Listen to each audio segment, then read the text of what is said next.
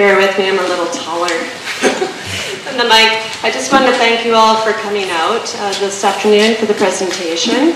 I'd like to introduce Cari Taylor. She's the Manager of Education and Services for Vancouver Island Arthritis Society, BC and Yukon Division. Thank you.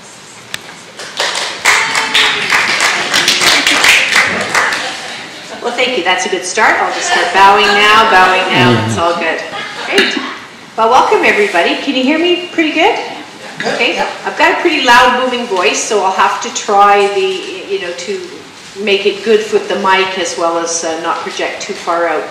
If at any point you have any troubles hearing me or anything like that, please feel free just to let me know. So thanks Mary for that introduction, and like Mary said, my name is Cari Taylor and I'm the manager of the Arthritis Society on Vancouver Island. So I look after Vancouver Island, all the Gulf Islands. I hang out in Tofino and Port Hardy, and I pretty much zoom up and down the island an awful lot.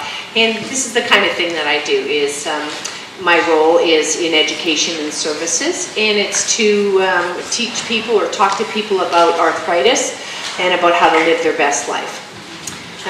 Today's presentation is about pain though, so pain being any kind of pain. So it doesn't matter if your pain is arthritis pain or if it's pain from diabetes or from an accident from a million years ago or 1 year ago, or whatever your pain is, it doesn't matter, because pain is pretty relative when we talk about it. So today's discussion is going to be all about pain.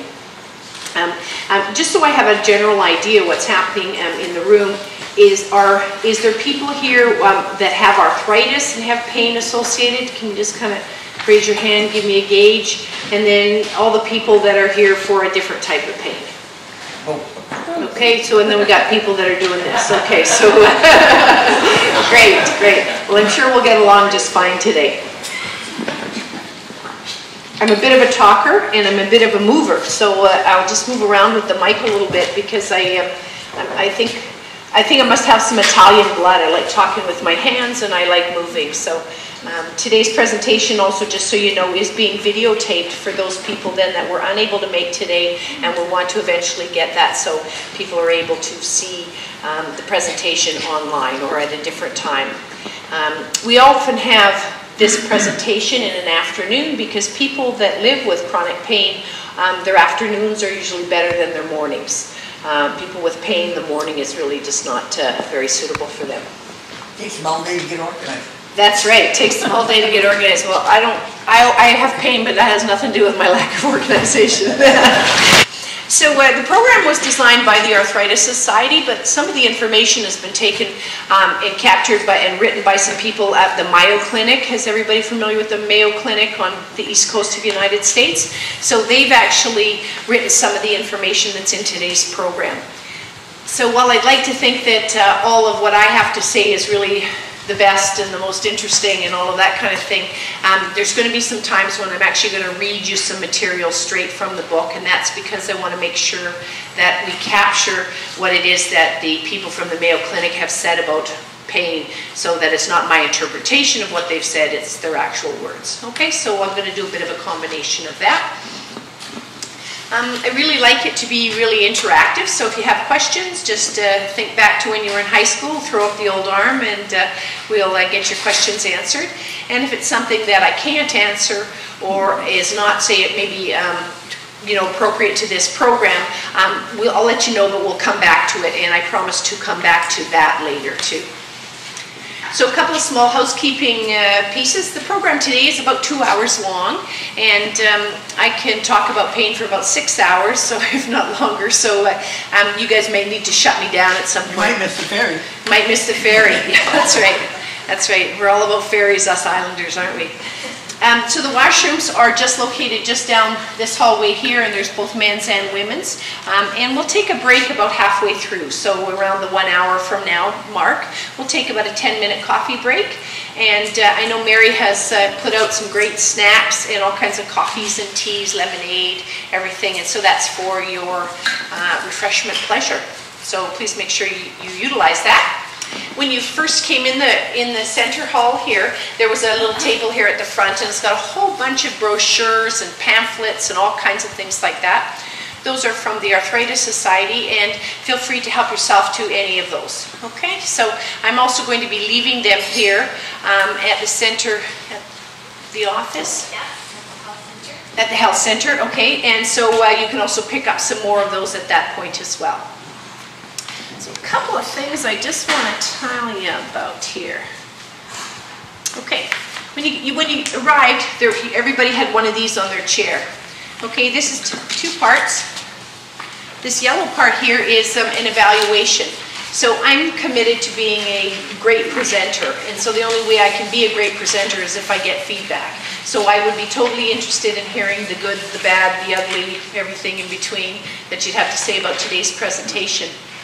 It also helps me gauge how to and what kinds of programs to create for the next and the following year. So if there's another type of program you would like to have here on Hornby, then if you write that down, then I can gather this information and work with Mary and the health team to make sure that we bring some more programs over to Hornby here for you. This sheet right here, it's a pamphlet of a bunch of sheets.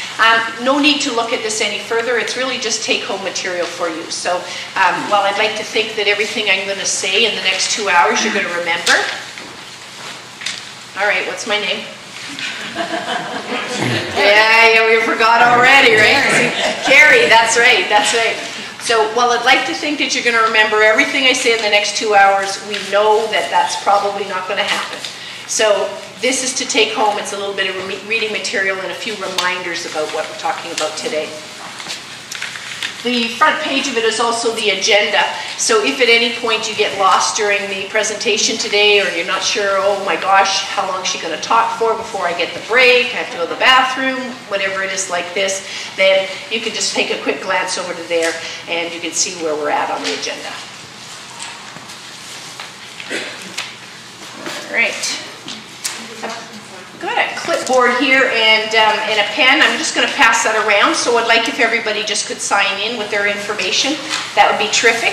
And if you're interested in getting email information from the Arthritis Society, so for example, whenever we put together a program on Hornby or on Denman or in Courtney, Duncan, Nanaimo, someplace that you may be willing to travel to, we'll send you out an invitation to that. If you're not interested, no big deal, just delete the email, boom, it's gone. But if you're interested, so just put a star beside your name if you would like to get added to that list, so then you get really hooked into the arthritis community that way.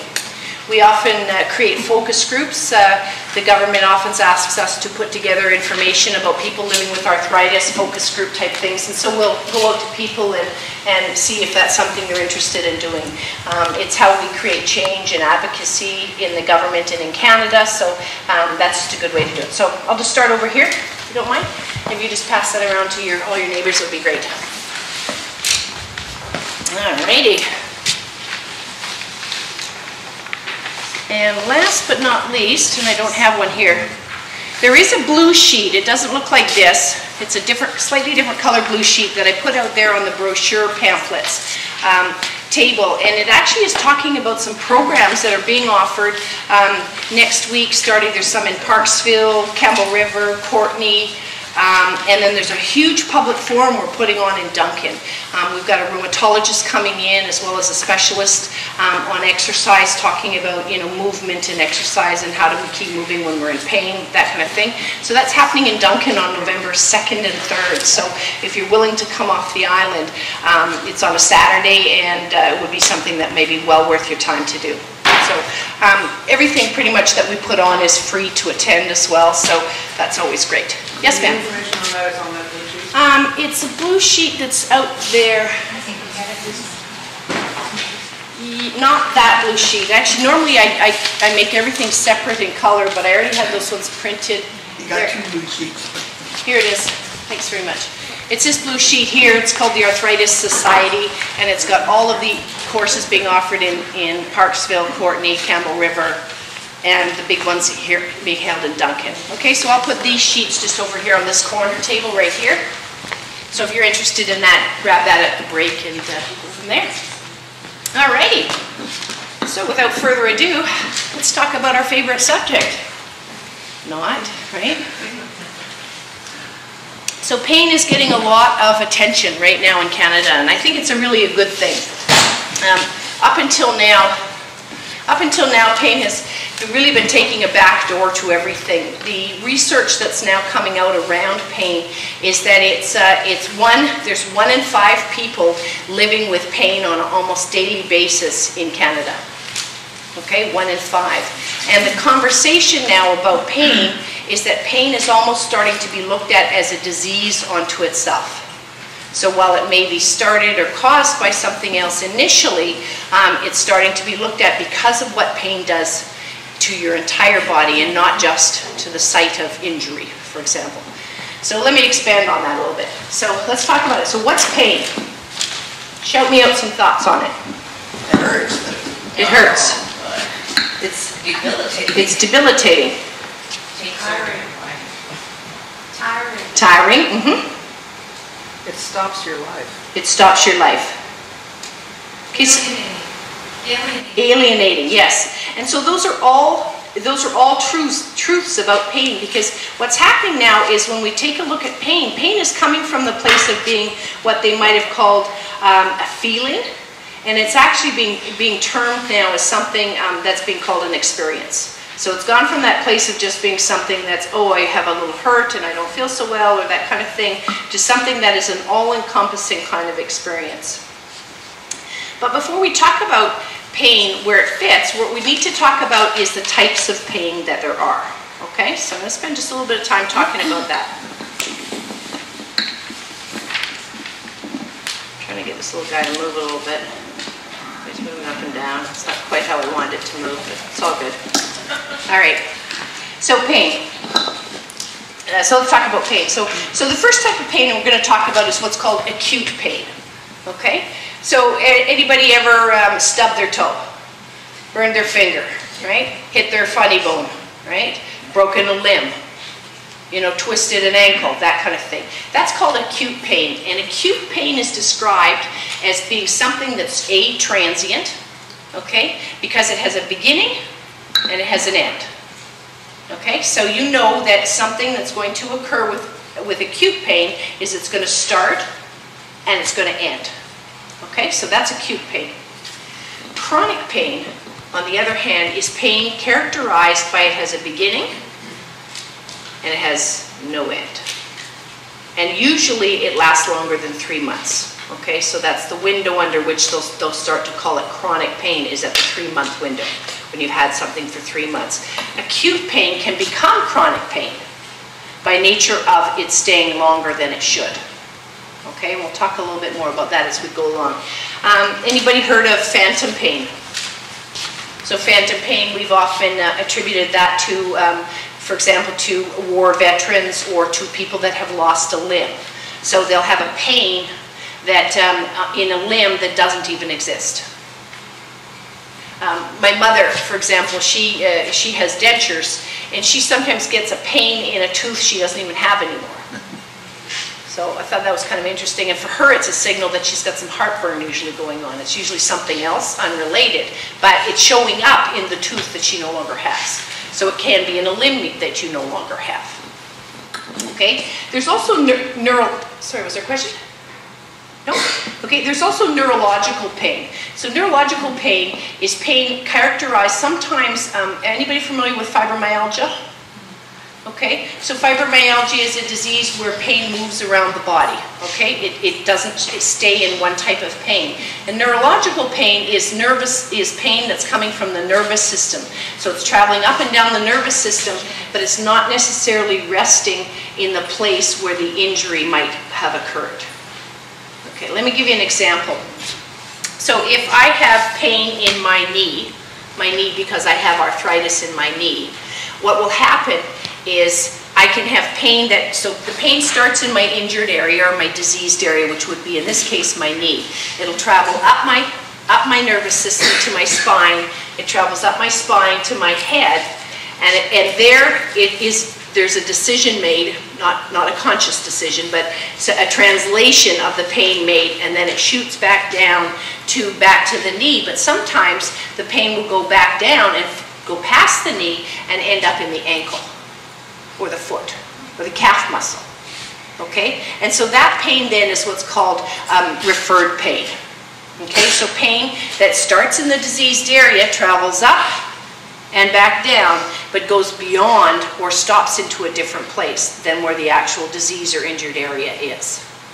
So what's important to realize about pain is that while pain starts at the area of hurt or the area of injury, where pain lives is up here. Okay, and this is a really important piece to take away from this, is that how we perceive things up here is what's happening really with our pain. Okay, and so for example, let me just give you an example. So person A walks into a kitchen, and they've been in the kitchen a million times before, okay? And person A walks into the kitchen and they burn their finger on the stove. Ouch, right? So what might they do? Well, they might, suck on it a little bit. They might blow on it. They may put some salve on it, run it under cold water, use whatever technique that they've learned on how to handle a burn. They know that it will eventually maybe scab up, it might blister, it may have a little scar, but eventually it'll go away. Okay? So person A knows all that information. Person B walks into the kitchen and they've never been in a kitchen before. And they burn their finger on the stove. Same burn, same everything. Whose pain is worse? First one. B. Okay, I hear mostly B. I heard a couple of A's, but B. Why is B's pain worse? It's the same burn. Doesn't know how long it's going to last. Exactly. Bingo. What it is it's the context. You see, person B has done the exact same burn as person A, but because they have no context around it, they don't know how long it's going to last. They don't know if the blister's eventually going to go away. They don't know if it's going to end ever. So it is their worst pain ever. There's no context around the whole situation, so their pain is worse. So you see what happens there. It's not about pain. It's not about the source of injury. It's about this, right? What's going on up here? So this is an important relationship to have when you're thinking about your pain. Let's give you another example. So here I'm at a party. I'm enjoying everything. I'm having a great time. My family's there. We're talking and we're eating some food and we're having a great time and everything's really great. And boom, I get a paper cut. Okay, so, paper cut, ouch, I'm going to look at it. I'm going to maybe put a Band-Aid on it. I might suck on it a little bit. I'm going to, handle the problem, maybe get a Band-Aid, that kind of thing. But before long, I'm going to be back at the party enjoying things, right? It's not a big deal, right? Okay? So now, think about it from this point of view. I wake up one morning, and it's dark out. It's raining. I feel miserable. I'm all stiff and achy. And then I get a paper cut. Wow. Call 911. Right? Right? Because my context of my day, it's the same paper cut, but my context of my day is a whole lot worse. I feel a whole lot worse, so my pain is a whole lot worse. Right? Anybody? I can see you smiling, so I know you all know what I'm talking about. Right? Just use more swear words, I think. Yes, yeah, okay. I'm trying to be polite. Okay. That's right. So it's important to realize the difference of where, like I said, pain starts in the origin of where the diseased area is or where the illness is, but where it happens, where all of the stuff that's going on is up here. And we're going to talk more about that relationship and how it sits up here as we go along. Yes? Just a question, I think it kind of relates to what you were saying. You often hear someone will say, oh, well, he or she has a much higher threshold for pain. Do you think that that's really referring to almost that psychological stance you were just talking about? If you're already down there with a lot of chronic pain, a little paper cut can just sort of send you over the edge. Yeah, yeah. So sort of that expression, a higher threshold. Yeah, so the question is about, everybody hear that? About the higher threshold of pain, right? And where does that mean? And that's exactly where that fits in. What it's been studied as well in thresholds of pain is that people that have chronic pain have usually a bit higher of a threshold of pain. because they've been living with pain so long. So it also contributes to there's some people, for example, that don't have chronic pain that also can stand pain more. So really when they're talking about the threshold of pain, that's what they're talking about, people's ability to cope and continue while they've got pain. And it can kind of fit into both, right? Because you're right, you could be having, if you've got chronic pain, a little paper cut could be enough to tip you off the scale, right? To send you into the slightly unbalanced place. Right? So it's enough to do that, right? But at the same point too, having chronic pain is also a place where you're used to it. So it's like, I know that pain. We're going to see a chart coming up soon that you're going to be interesting then based on what you've just asked. Okay. So yeah, here's our agenda. We've talked a little bit about that. Not really. It's all on your paper sheet there, so don't worry about it. Pain. Okay. So this one here, this here talks about what's called unmanaged pain. So you can see down the level scales here, it's 0 to 10. Okay, and we'll just use that as a standard level of pain, 0 to 10. And these little sections right here are outlined for any time of the day. Excuse me, they could mean 1 minute, or they could mean 1 hour, they could mean 1 day. It doesn't really matter. They're the same block of time. What we know though, and all the people that are studying pain, is that if you don't do anything to manage your pain, this is what your pain will look like. Okay? It's not going away. There's no magic bullet or magic pill or magic wand or anything like this that's going to make your pain go away. So your pain is not going to go away, but you're going to have what they call big ups and big downs. Okay? So it's kind of, you see how it looks like a roller coaster, right? And like I said, and it's consistent, right? Some days it's going to be better, some hours it's going to be better, some minutes it's going to be better, but it never quite ever goes away. If you learn some techniques, what we call it is kind of like the idea of thinking about it as, think about it as you are the president of your pain management company. Think of it that way, that you're the owner or the president of that, and you got a toolkit. And you know, today my hope is that you're going to take away a few more tools for your toolkit. Okay, because there's going to be no one solution that's going to be right for everybody, but there's going to be some techniques that we're going to learn today that are going to be able to help you manage your pain a little bit better. And if you make a decision to try and work at managing your pain, then you have a chance to make your pain look like this. Okay, so the same 0 to 10, the same blocks of time, but you notice the pain didn't go away. Right? You notice it's still there for all the moments. But you notice that the big roller coasters are gone, the big highs and the big lows. And that's what we know about pain, is that if you're engaged in managing your pain will be more consistent. It will be something that is more manageable. It won't have the big ups and the big downs. It will be something a little bit more level. When you say manage pain, do you mean through medication and psychologically, or just your attitude? Or? All of the above. All of the above.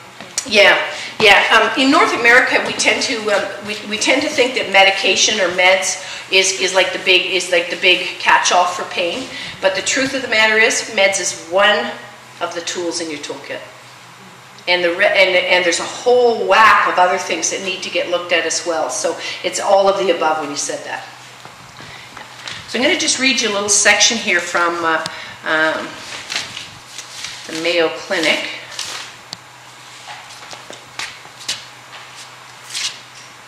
Okay. Chronic and persistent pain is a problem that's shared by most people with arthritis and with many, many other conditions. And in fact, for most people, it's the #1 concern in their whole life. So many people feel there is nothing that they can do about their pain. And so today we're going to look at ways that we can share the ways in which it's possible to minimize chronic pain. You notice they use the word minimize and not eliminate. Okay? It's also important, a word of caution, don't ever ignore your pain, because it is a signal from the body to the brain that helps protect a diseased joint or something gone wrong or an illness or a soreness. Except sometimes it can also be the body's way of fooling you with what's happening. So you want to make sure that you're watching what's happening with pain in your body. And that would be the neurological pain that we talked about earlier. It's important that the signal gets received. And bear in mind that pain can be caused by something that you've either done, i.e. it could be maybe too much activity, and it also could be something that you haven't done, i.e. not enough activity, as well as it can also be the disease process itself. Okay, so we're going to have a little, we're just going to do a little experiment right here. We're talking about the mind again stuff. So I want just everybody to sit comfortably in their chair. If you got any paper or anything like that, maybe just tuck it under your leg or put it on the ground, whatever you think. And I just want you to sit comfortably and close your eyes. If you could bear with me on that one.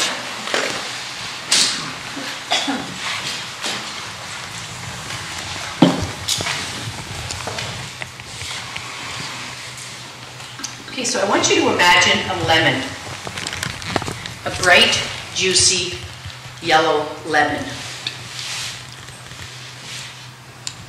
Mouth's watering already. Now I want you to take the lemon up to your nose and have a big sniff of it.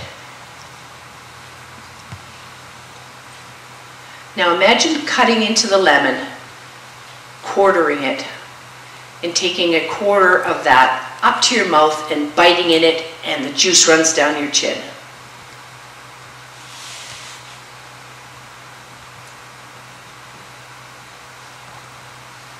Now I want you to just open your eyes. So what happened?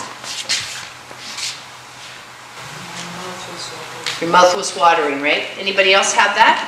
Salivation going on? I don't know from where you were sitting, but from up here I saw a bit of this. Right? Right? So a little bit of that going on as well. So what happens though is that shows us how really powerful our mind is, right? I mean, there's no lemon in the room, but it was enough, the description and the discussion of it, to actually have you incur a physiological change in your body, right? Just by the mere discussion of it. So when we talk about something like pain, right, and how much pain plays a role in your life, you can see the strength of what's happening up here and how much that's playing a role in your life too. Let me give you another quick example of that. So I don't want you to think about your kitchen cupboards right now. No, don't think about them. No, not that they're brown or they're white or you don't have them, whether you hate them or you love them. Whether you love those handles or hate them, or maybe you have no handles. Don't think about those kitchen cupboards. All right. Anybody not think about the kitchen cupboards? That's right. That's right. If you put up your hand, I'd nail you as a troublemaker. Okay. But anyways, so that's the thing, right? Is that that's how powerful it is. The mere discussion. Boom! We were all in our kitchen. Right? We were all right there going, oh, I love that cupboard. Oh, I hate that. You know, whatever your relationship is with your kitchen cupboards, right? So it's fast. It happens fast. It happens without us even thinking about it. And that's what happens with the whole pain piece as we go along.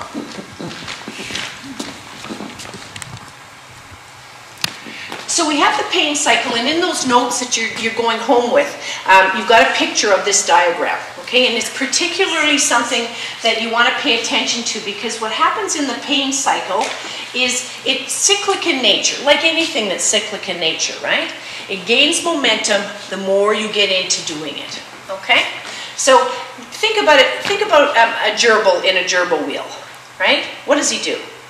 Run, run, run, run, run, run, run, run, run, run, run, run, run. Does he get anywhere? No, run, run, run, run, run, run, right? Doesn't get anywhere, right? But so it's the same idea that if you get caught in a pain cycle and you don't develop ways to get out in these small little cracks here, you're going to be in that thing gaining momentum, and the pain level is going to go worse.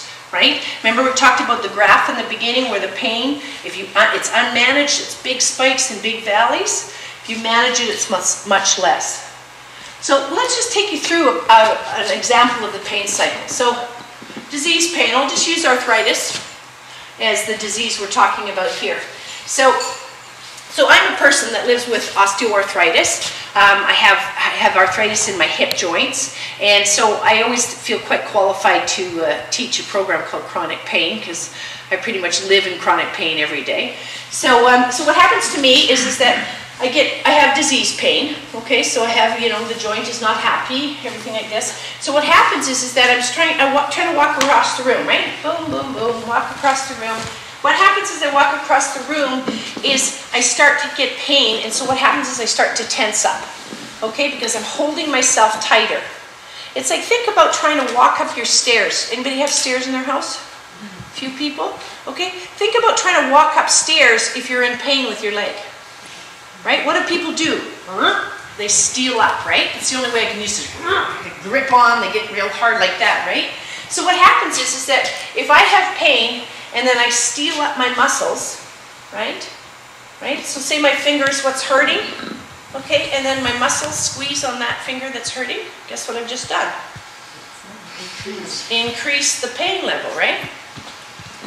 And then from tense muscles, what happens is my body starts to feel, oops, kicking all your equipment over here. All right, so what happens is that I start to feel stressed out, because then I realize that I'm even in more pain, okay? And then I'm hurting even more, and I start to feel stress. And then as we start to feel stress, our body starts to work into, you've heard of fight and flight, you know, the response to stress, right? The endorphins kick in, all of those kinds, not endorphins. Let's go on. Anyways, it all starts to kick in and stuff like that. We start to tighten up, our blood pressure goes up, our heart rate goes up, everything like this. I feel stressed, okay? And then I kick down here and I'm like, oh my gosh. I start to get scared and worried. I think, what am I going to be doing 2 years from now? Am I even going to be able to stand here in front of you and do a program? Who knows? Because I have no idea. Because in a chronic type of disease with a chronic pain, it creeps. It creeps. So who here's life has changed since they started developing chronic pain? And then who here doesn't know what next year, next month, or 5 years from now is even going to look like, right? You don't think that that's a room for all of this?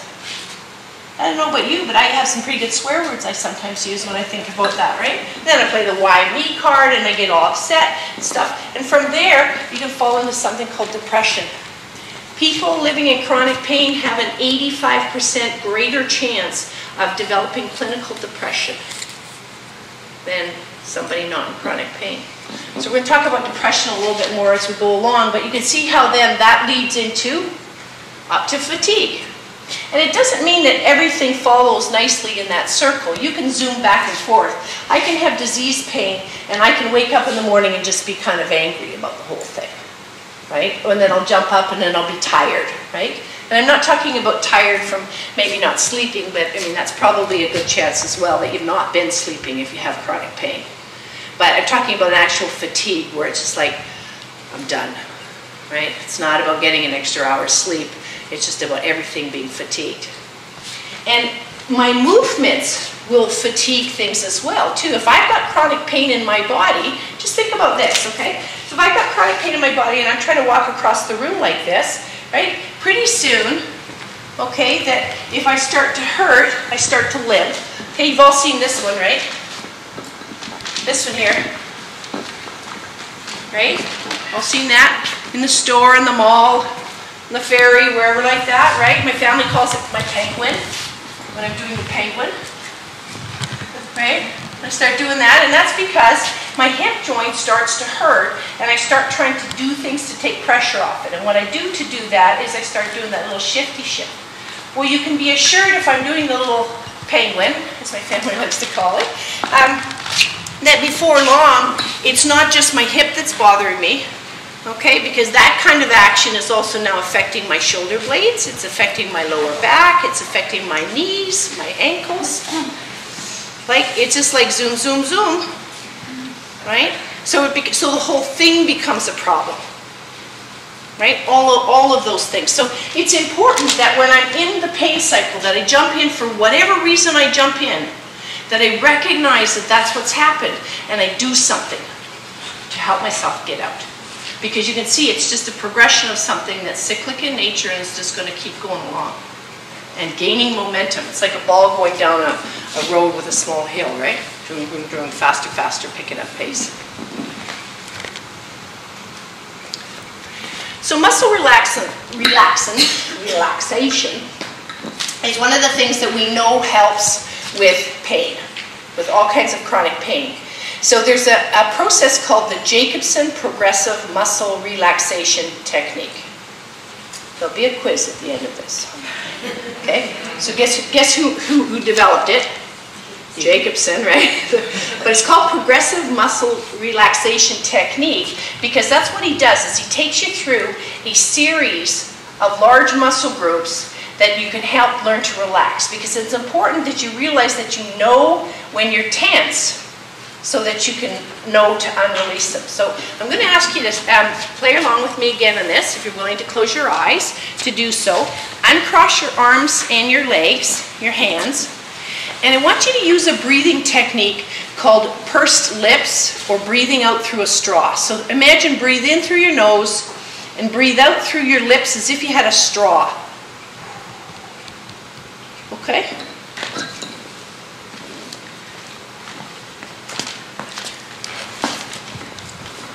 So just keep breathing in through your nose and out through your straw.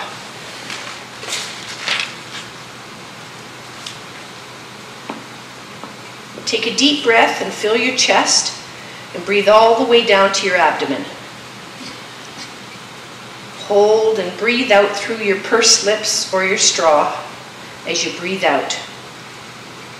And each time you breathe out, let out as much tension as possible and let it flow out with each breath. Let all your muscles feel heavy and let your body sink into the chair beneath you. Now become aware of the muscles in your feet and in your calves. And I want you to pull your toes up towards your knees. Notice the tension in your feet and your calves. Then relax and release it. And notice the discomfort that leaves and the warmth that replaces it. Now tighten the muscles in your thighs and your bottom. Hold and feel that tension. Then let go and allow the muscles to relax. The relaxed muscles feel heavy and supported by the surface beneath you. Tense the muscles now in your abdomen and in your chest. And notice that you have a tendency to hold your breath as you tense up. So relax and notice that it's natural to want to take a really deep breath to relieve the tension in the abdomen. Take that deep breath now, breathing all the way down to your abdomen. And as you breathe out through your straw, allow all the tension to flow out with that breath. Now stretch your fingers out straight. Tense them and tighten your arm muscles. Then relax and feel the tension flowing out and the circulation returning.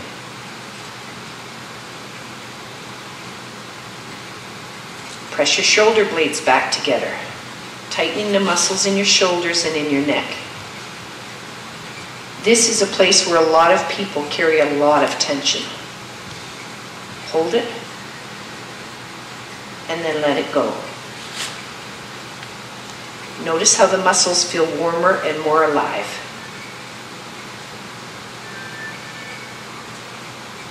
Now tighten all the muscles in your face and in your head. Notice the tension, especially around your eyes and in your jaw. Now relax, allowing your jaw to become slack and your mouth to remain slightly open. Notice the difference. Now take another deep breath, breathing all the way down to your abdomen.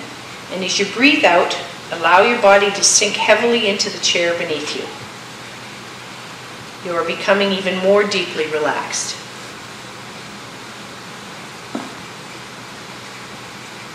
Enjoy this comfortable feeling of relaxation. Prepare to come back to the here and now. Take another deep breath. And when you're ready, you can open your eyes.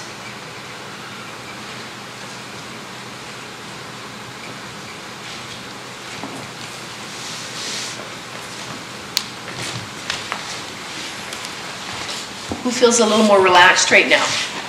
The whole room feels warmer. It feels kind of like this. It's good. So what we know about that relaxation technique is that it works just the major muscle groups. Okay, so it's not working the small ones, and it is the place where most people hold most of the tension. And the idea is that you understand, or you start to learn about when your body's in that tense place, so that you can recognize when it is, and then you can work to release it. Do you have a question? No, I'm just relieving my pain. Just relieving your pain. There we go. That's good. Okay. So let me just ask you a yes or no question right here. Okay. Here's the question. Whose tongue is sitting on the top of their mouth right now? The roof of their mouth. Oh, a lot of you. Oh. Okay. If your tongue, and you're one of those people, your tongue is sitting on the top of your mouth, you hold a lot of tension in your jaw. And that is a stressful thing that you're doing right now as you're trying to maintain the tongue sitting up there on the top. So I challenge you, those in the room that had that situation, I challenge you to go through your day-to-day, and ask yourself periodically, where's my tongue? And let it go. Let it go down. Because think about it, right? So think about how that happens. Think about if I'm in a relaxed state, okay? If you're able right now and your neck is not in a bad place or anything, just try dropping your head back and opening your mouth. And now try putting your tongue on the top of your mouth. Feel relaxed? Like not, right? So, I mean, most times when we're relaxing, right, our neck has gone back, our mouth is slightly open. Usually that's where the snoring begins, kind of thing. But your tongue is not sitting up there. So if your tongue is naturally resting on the top of your roof of your mouth, then it's a place where you're carrying a lot of tension is in this area here. So you might want to check in on that periodically throughout the day. Food for thought. Okay. The Jacobson as well, too. I was speaking to a sleep doctor, actually, it was probably a couple of months ago now, and we were talking about sleep and chronic pain. And so you know people that have problems with chronic pain and sleeping, right? Did anybody here have problems with sleeping? Yeah. Oh, what, 3? Come on. Come on. Yeah, okay. It's not putting your hands up, but okay. So anyway, so what he was saying was, he said to me, he says, I'm shocked all the time by the amount of people that come in with sleep issues. And yet, because what happens is that we go throughout our whole day, we spend our whole day, we go run, and we do, and we have all this stuff, and all of this stuff happens to us all day long, right? So we're gathering things. Maybe you have a fight with your spouse, or an argument with your friend, or your boss you've choked at them, or the guy cuts you off in the traffic, or all that stuff, or the thing, your favorite food at the grocery store is just doubled in price. You know, whatever it is that gets your boat, right? Kind of thing like this adds tension to your life. And then what happens is that we all have a little bit of a ritual we do at night. Usually it lasts anywhere between 5 minutes and about an hour, and it's where you kind of 2 hours. Or 2 hours, okay, 2 hours, your ritual, okay. So everybody has a ritual. You know, they'll decide, okay, I'm going to go to bed. So you know, they'll get up and maybe some clean the house, and maybe others just brush their teeth, or whatever your ritual is. And you jump into bed and you go, okay, sleep. And yet we've gathered up all of that tension throughout the day. And so what he says is that we should not be gathering up, living our lives, tension throughout the day, only within 5 minutes of jumping into bed going, where's the sleep? Sleep, sleep, right? That you need to be spending times periodically throughout the day to address the stuff that you may be building up, right? If you had a little argument with your friend at 11 in the morning, why carry that till 9:30 at night? So what he's suggesting is start thinking about doing things like this Jacobson muscle relaxation, and do it a couple times a day. You know, you can do it when you're in a ferry lineup, you can do it when you're sitting having lunch. It doesn't take a lot, right? It's just about releasing, like tensing the muscle and releasing. So think about going through your day to address all of that, so that by the time you hit the sleeping period, you know, the ritual at the end of the night, you already have released all that tension. And this particular technique is really great if you're lying in bed as a way to get you to move into that relaxed place. Because most people are not falling asleep right away, usually because they got too much stuff going on in their minds and in their body. Okay, they got too much tension built up in the day, and then they got too much going on up here. So, you know, work at letting that stuff happen throughout the day. Maybe something worth trying. Sleep apnea machine helps sometimes, but not. What's that? A sleep apnea machine helps sometimes, but not. So she said a sleep apnea machine can help sometimes, but if you're having a problem with that, yes. So then that's your brain off. Yes, but you have to be tested for that. That's right. So another technique that you can use if you're in pain and you have to accomplish something is what's called distraction. Okay, so think about it from a point of view. You only use distraction if you've got something very small to do. So if you're in pain, your body's in pain, and wherever it's in pain, and you have to do something like go up a flight of stairs, pick something off of the ground, maybe you've got to just, you know, wash those dishes, or whatever small type idea, go grocery shop, whatever small thing you got to do, you can use a distraction technique as long as it's not too long. So what would be an example of a distraction technique? And I'm sure some of you are using them now and probably don't even realize it. Saying your prayers. Saying your prayers, okay? Could be a distraction technique. Yes? When pain has gotten really bad for me, I've done Sudoku puzzles. Yeah. Focus on Focus. something. Exactly. So she does Sudoku puzzles, right? Because when the pain's too much. And that's because, why does distraction work? It's because you can't do that thing at the same time, right? Who can do the belly rub, tap, tap, tap thing at the same time? Your brain cannot usually do two things at the same time. So remember we talked about where's pain living? Up here. So doing Sudoku is a great example of that, because you're busy focusing on Sudoku, so you can't focus on the pain. Okay? Any musician people or singers in the audience? Okay? A lot of people sometimes just go through their house singing, right? For me, one of the ones I use, if I've got to get up the stairs and I'm in particular pain and everything like this, is I just name every stair, I name off one of the kids in my life. So I go, you know, Mayanna, Teresa, Dylan, Kale, Hans, Caden, Aiden, and Charlene. And before long, oh my gosh, I'm up the stairs. Because I'm spending time thinking about that. So for those of you that have young kids in your life, grandchildren maybe, or maybe your own kids, right? Or the gardeners in the room. What about naming all the flowers in your garden?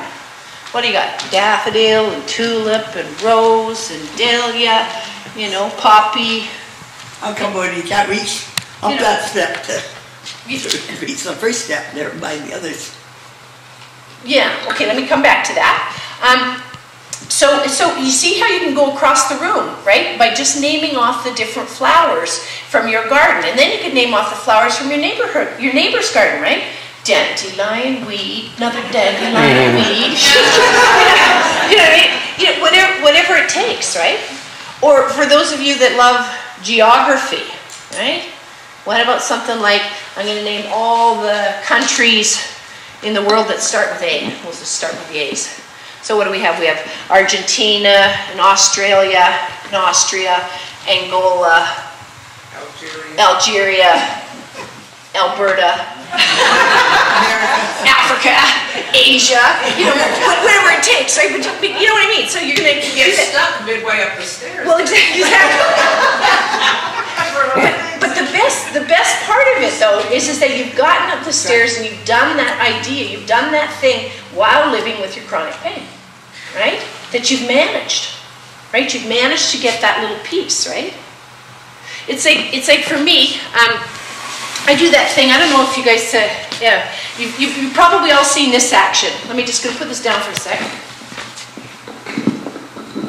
Everybody hear me okay?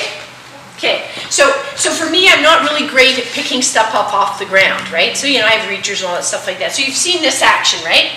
That one? It's called the Gophers Swing, okay? Because you see golfers do it all the time, right? They go down and get their ball, put the tee in, and out comes the leg, right? And that's just because it takes the pressure off of off of your joints, your hip joints, and they may or may not have arthritis or whatever, but it's called the Gophers Swing. So what I do though is I focus on how low can I actually get down to the ground. I always use something I can, that's supporting me, like a chair or something like this. But when I go to reach down, I'm like, okay, how far down can I go with my leg? Can I touch the ground? That kind of thing. So I make it a bit of a game. So I drop something, a piece of food or a clothing item or something on the floor, and then I make it a bit of a game. Because I got to go down there anyways, and it's like kind of like, oh, I'm kind of achy, don't really want to get it. Just kick it under the counter. But, can't always do that.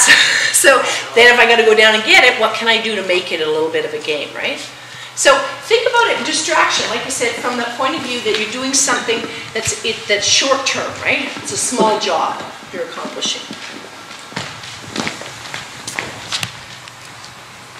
So I stuck another pain cycle in there just because we were talking about muscle relaxation. So tense muscle sits up in, of course, is one of the reasons in the pain cycle, right? So managing stress.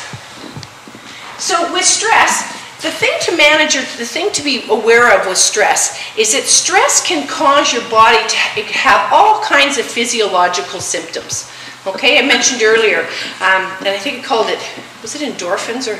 What is it, the fight or flight, and it's adrenaline. Thank you. I'm like, I knew it wasn't endorphins. I'm like, what's that word? Endorphins are the things you want instead of... That's right, that's right. So you have the adrenaline, right? But what it does is it sends your heart rate up, right? So people, if you're having blood pressure issues or anything, it'll send your blood pressure up, your heart rate will go up. Right? You can start to sweat. You'll lose your concentration ability. Like for a few minutes during the fight or flight, you'll be sharper than sharp because you'll have the ability to do everything. But it changes how you operate, how your body operates. And with stress, lots of times, a lot of people are living their day-to-day life in stress that's kind of like a non-stop, kind of a Mach 10 kind of existence, right? So their bodies are always in that hyperactivity place. So think about this again from a pain point of view, okay? So pretend I'm out in the woods and I'm chopping a tree down, okay? And I'm not a woodsman, so, I don't have good technique. So, I'm going boom, got an axe and chopping the tree. Oh, the axe slips. I ding my toe, okay? Cut off my little toe, right? What happens? I scream, I swear, probably all of the above, right? But 100% of my focus goes down to my toe, right? Because all of a sudden that is the biggest thing that's happening to me in my life. It's paining. I don't know if I'm going to be able to walk. My knees might buckle. I might feel ill, all of that. Okay? As I'm down there having a look, sussing out my toe, screaming, crying, whatever I'm doing, I look up and there is a black bear hurtling towards me. Okay, then what happens? Okay. Pretty much turn, run, right? Right? So what happened to the toe? Yeah. So if you think about chronic pain that way, or pain that way, right? It's what's going on in your life at that very moment that's going to drive you. So if the bigger issue in my life is the pain, then that's going to be what's going to drive me. But in that case, it went from pain to bear and my survival. And because of that, then I was able to simply, the adrenaline, all of that, react and start running even though I don't have a toe. So do you see, again, the strength of what's happening in the mind? So if you're in pain, in chronic pain, maybe one of the things you have to search for is something bigger than your pain. And I'm not saying you want to go out there and start creating bears or any of that kind of stuff like this. Try cougar. Cougar. Or try a cougar. We have a cougar right now. Okay, you have a cougar scare going on. Oh, well, that's great. Thanks, I believe it now. Okay. That's it. Really don't want to miss that. Yeah, but you see the difference though, right? So you can make the shift though, because sometimes what happens, people, when we're in pain, the biggest thing that's going on in our life is pain, right? And you can't sometimes see the forest for the trees, right? Because all I can think about when I'm in pain is pain, right? But if I look outside of that and try and get something bigger than that going on, then I can also dull down or back off on the pain level. It's important at this point here to talk about, or to realize too, that with pain, what people experience is 1 to 10. Like, let's just use 1 to 10 as the scale. And if your pain is an 8, and your pain is an 8, and your pain is an 8, I can assure you that your 3 8s are completely different. So really important to recognize that your 8 is not the same as my 8, is your 8 is your rate. Okay? And the other thing to recognize too is that pain is that piece that's not got, often doesn't have any connection. Like sometimes when with my hip pain, for example, sometimes I just wish I had a big old crutch or a big old bandage right all on me so that people could look at it and see that I had a thing. Or I started, I don't feel so good, achoo, achoo, you know, like that kind of thing. Because do you notice that we feel empathetic to people we see around us when we can see what it is that they've got? You know, they got a broken leg, they hurt their hand, they've got a Band-Aid, they got a sniffling nose because they got a cold. We feel empathetic, right? If I stand here in front of you and you didn't know me, you know, before today, right, and I say to you, I'm in pain, you'd look at me and go, you look fine to me, right?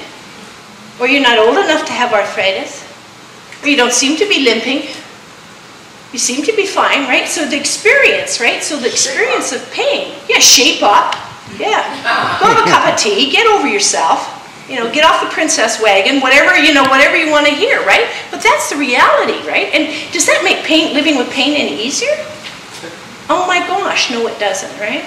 So there's a whole, you know, biophysical piece that's going on, sorry, biosocial, oh, I missed the word. Something down here, I've written it down, because I never get it right. Biophysical, social. Biopsychosocial. Okay. I'm not going to define it. It sounded good. I wrote it down. Anyways, there's a whole bunch of biosocial, psycho stuff going on. No, it's the other way. Biopsychosocial.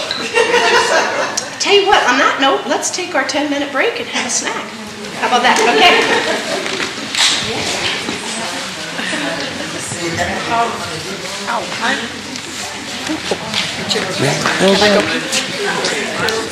You can't remember the toolbox, the tools in the toolbox. You can't even remember where the toolbox is, or that you even had one. Yeah. Fully stocked.